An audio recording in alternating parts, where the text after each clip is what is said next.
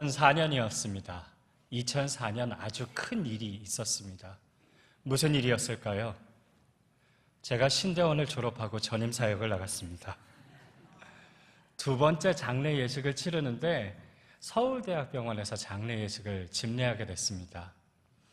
당시에 그 교회는 전임 전도사가 위로 예배를 인도하였기에 예배를 인도하는데 저 뒤편에 어디서 많이 낯익은 분이 앉아 계시는 겁니다. 누굴까 생각하고 기도를 마치고 찬양을 부르는데 딱 떠오른 겁니다. 저보다 연배가 20년 이상 높으시고 한참 큰 교회에 담임 목사님이 거기에 떡하니 앉아 계시는 겁니다. 이게 무슨 일인가 했더니 이 권사님의 사돈 되는 분이 그 목사님이셨던 거죠. 그래서 신대원 갓 졸업한 전임 전도사가 장례 집례를 하는데 뒤에 20년 이상 담임 목회를 하신 분이 딱 앉아 계셨습니다. 제가 어떤 심정으로 집례했을까요? 그런데 오늘 그날보다 더 떨리는 것 같습니다. 하지만 하나님께서 우리에게 말씀을 선포해 주심을 바라보면서 담대히 말씀을 전할 때 주께서 우리에게 은혜 허락해 주실 줄 믿습니다. 예전에 신학교에서 함께 공부했던 목사님이 지방의 한 교회에서 부교역자로 참 오랫동안 사역했습니다. 무려 14년 동안 사역했습니다. 참 오래 했죠. 신대원을 졸업하고 고향으로 전임사역을 갔다가 거기서 결혼도 하고 지금까지 한 교회에서 사역을 했습니다. 그래서 종종 저희가 만나면 6년만 더하면 그 교회 원로 부교역자가 되겠다 그러고 놀리기도 하였습니다. 그런데 이 목사님이 얼마 전에 서울에 있는 한 교회에 부임하게 되었다고 제게 전화가 왔습니다. 그래서 제가 나 있는데 가까이 와서 참 잘 됐다고, 이제 가까이 왔으니까 자주 밥 좀 먹자고, 한번 밥 먹자고 이야기했습니다. 그랬더니 이 목사님이 사뭇 심각한 목소리로 제게 이렇게 묻습니다.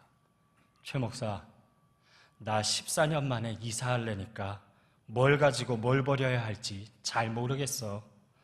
어떡하지? 최 목사는 이사 자주 해봤잖아. 어떻게 하면 될까? 그래서 제가 이렇게 대답했습니다. 일단 다 싸가지고 와요, 형님. 그랬더니 그 목사님이 이렇게 이야기합니다. 난처한 듯 14년 동안 마당과 창고에 하나둘 쌓아놓은 짐이 참 많어. 그리고 서울의 집값이 비싸서 지금 있는 집보다 이사할 집이 꽤 적어. 저는 그 소리를 듣고 조금 머쓱해져서 그래? 어떡하지? 라고 다른 말을 찾지 못하고 있는데 그 목사님 역시 계속해서 최 목사 어떡하지? 최 목사 어떡하지? 반복하고 있는 겁니다. 그러다가 갑자기 제 마음속에 떠오른 생각이 있어서 마침내 제가 이렇게 대답했습니다. 형님, 사모님께 맡기세요. 목사는 목회만 하고 나머지는 사모님께 맡기는 게 정답입니다. 때로는 여자가 남자보다 지혜로운 법이지요. 이 목사님이 이사 후에 함께 식사를 하며 그 목사님의 사모님께 조금 핀잔을 듣기는 했지만 무사히 이사를 마쳤다고 합니다. 조금 전에 어디서 아멘 나왔는데요.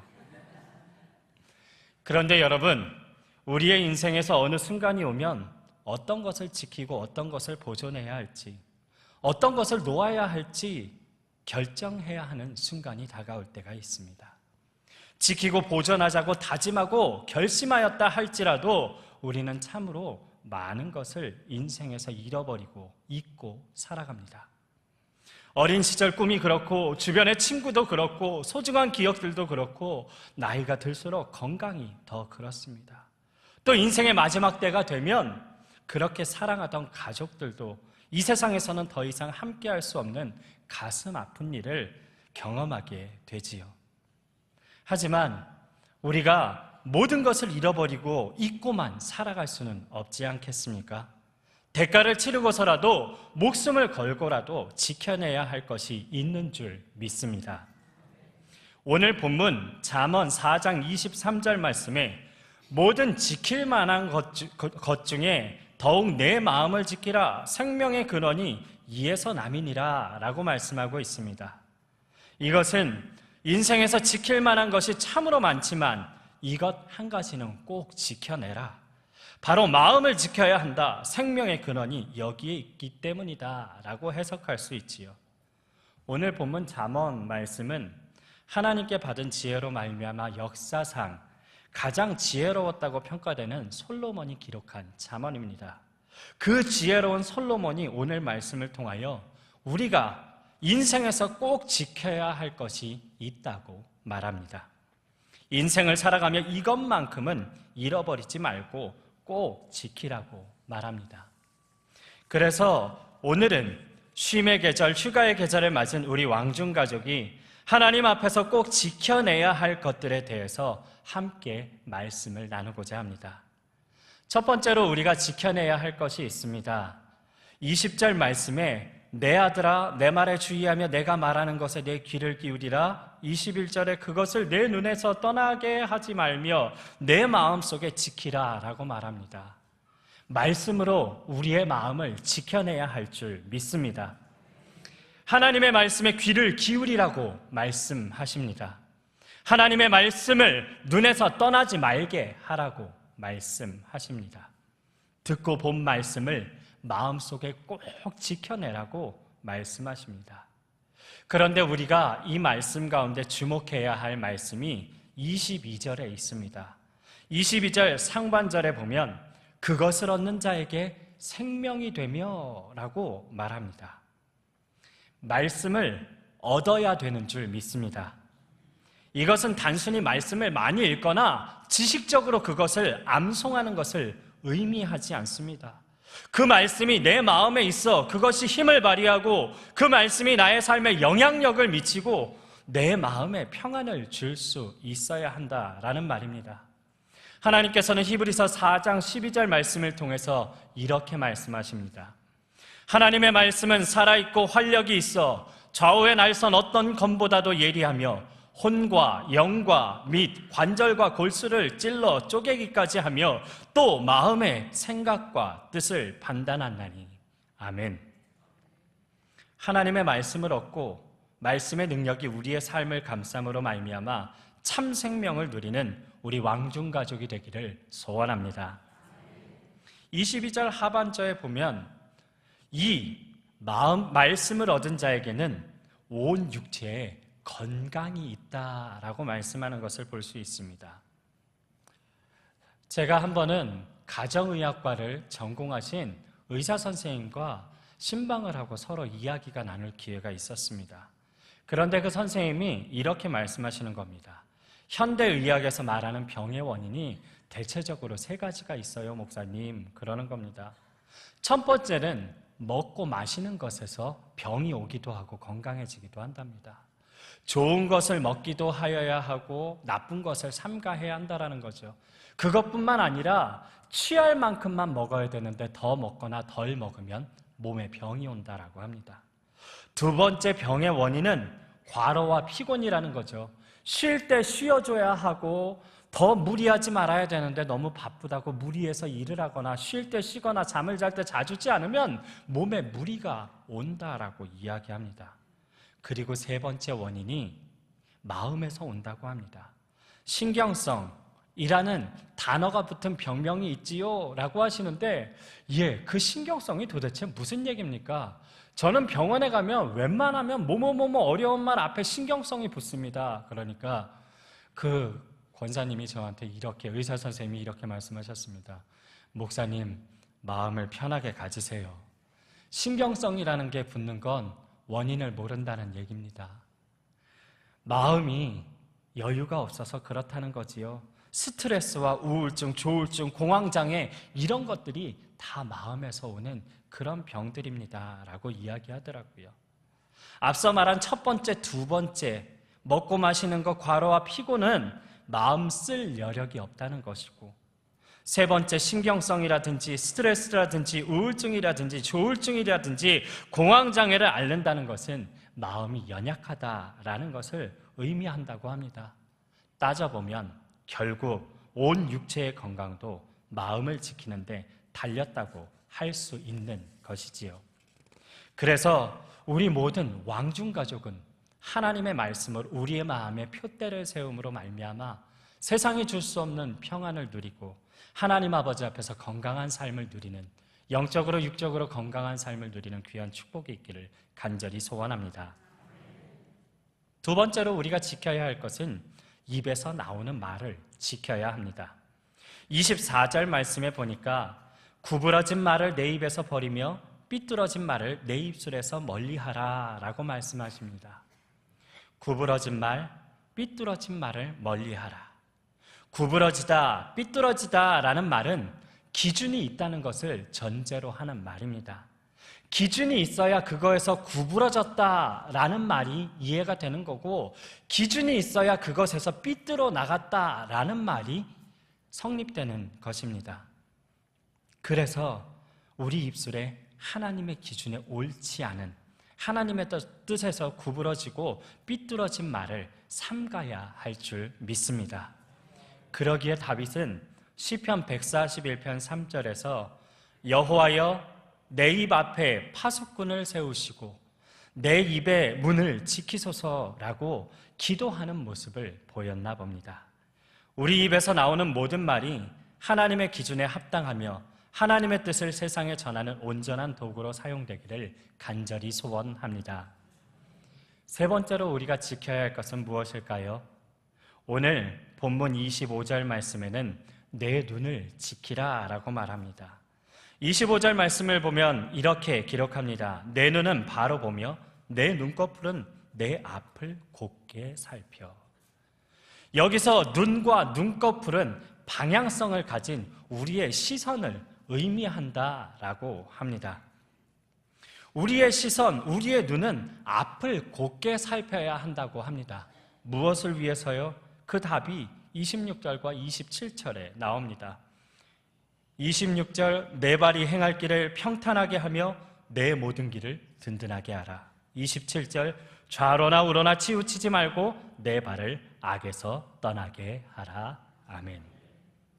내가 살아가야 할 길을 평탄하게 하고 든든하게 하기 위해, 나의 삶이 악에서 떠나게 하기 위해 내 눈을, 내 시선을 올바로 보라 라고 말합니다.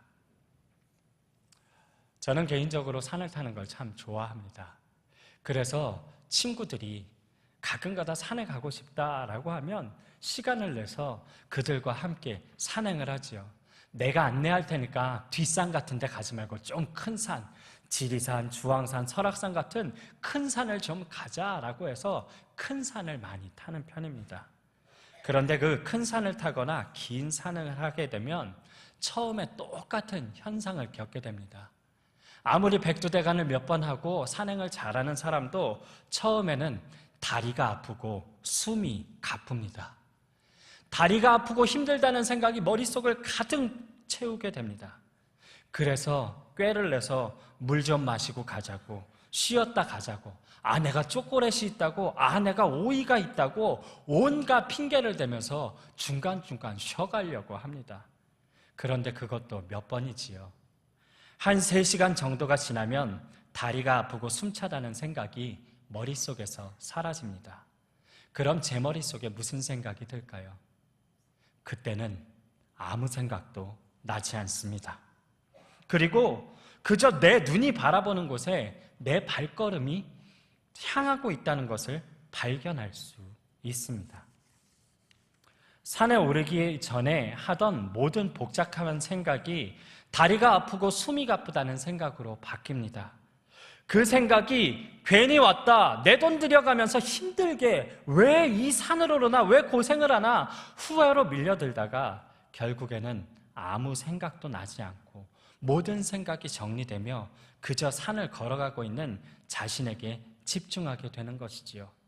그리고 정상을 향하여 눈을 바라보고 묵묵히 발걸음을 옮기면 어느 순간인가 산 정상에 서 있는 제 모습을 발견하고는 합니다. 만만치 않은 세상을 살아가는 우리에게 참으로 많은 생각이 있습니다. 많은 고민이 있습니다. 많은 근심거리가 있습니다. 하지만 우리 눈이 하나님께로 향하여 있으므로 앞에 있는 십자가를 향하여 있으므로 생명의 근원인 마음을 지키는 우리 모두가 되기를 간절히 소원합니다.